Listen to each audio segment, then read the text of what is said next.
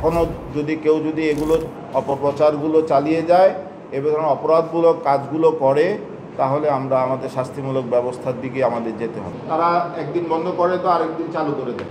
এই যে পেজগুলোতে যে ধরনের অপপ্রচার চালাচ্ছে, এতে আমাদের এখন পদক্ষেপ নেওয়া ছাড়া, শাস্তিমূলক পদক্ষেপ নেওয়া ছাড়া আর কোনো উপায় নেই। আসলে আমরা চেষ্টা করছি পেজগুলোর সাথে যোগাযোগ করে অ্যাডমিনদের সাথে বন্ধ করার জন্য। শিক্ষার্থী সংসদ 1 এবং 2 সম্পর্কে বারবার অভিযোগ এসছে। ওরা আমি তাদের সাথে কথা বলেছি ফোনে, তারা একদিন বন্ধ করে তো আরেকদিন চালু করে দেয়। এর মধ্যে তো আপনারা দেখেছেন 2-1 দিন বন্ধ রেখেছিল, আবার চালু করেছে, এবং সেখানে বিভিন্ন ধরনের অপপ্রচারের নিউজগুলো আসছে। সেই অভিযোগ একটা বিভিন্ন সংগঠন থেকে আমরা পাচ্ছি, প্রার্থীদের কাছ থেকে পাচ্ছি। তো আসলে আজকে সকালে আমাদের কমিশনের আমরা কমিশন থেকে নোটিশ করেছি, এবং শক্ত করেই নোটিশটা করেছি।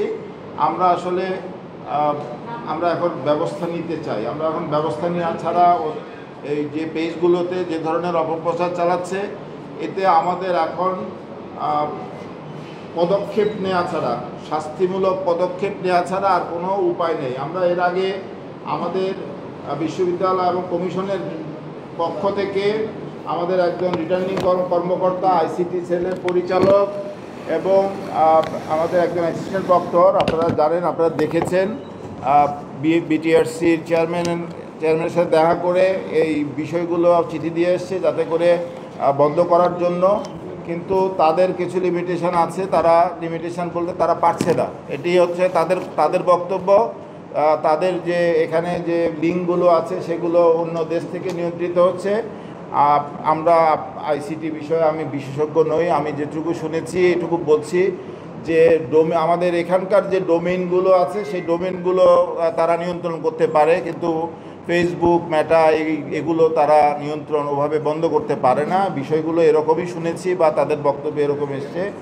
এখন আসলে যদি বিটিআরসি যদি এগুলো করতে ব্যর্থ হয়, তাহলে আমাদের কি করতে হবে? আমাদের তো কোনো ব্যবস্থা গ্রহণ করতে হবে। আমরা এই পেজগুলো যারা চালাচ্ছে, আমরা তাদেরকে আইডেন্টিফাই করে তাদের বিরুদ্ধে ব্যবস্থা নেওয়া ছাড়া আমাদের আর কোনো উপায় নেই। আমরা হয়তো সেই ব্যবস্থার দিকে আমরা যাব। আপনাদেরকে এটুকু নোটিশ করলাম।